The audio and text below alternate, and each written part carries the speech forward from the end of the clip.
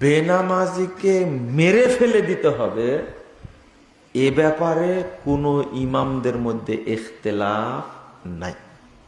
কথাটা শুনে রাখেন ভালো করে।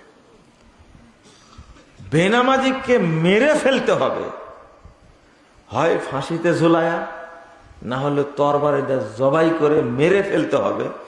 এ ব্যাপারে সাহাবী তাবে ইমামদের মধ্যে কোনো ইখতিলাফ নেই। ইখতিলাফ কোন জায়গায় জানেন? ওকে হত্যা করার পরে ওর জানাজা পড়বো কি পড়বো না, এইটা নিয়ে ইখতিলাফ। মনে থাকবে কথাটা? বুঝলেন না? মনে বোঝেননি তা না? আলোচনা খুব ভারী হয়ে যাচ্ছে। না না না, বুঝলে কেমনে ভারী বুঝবেন আপনি? আগে বুঝেন।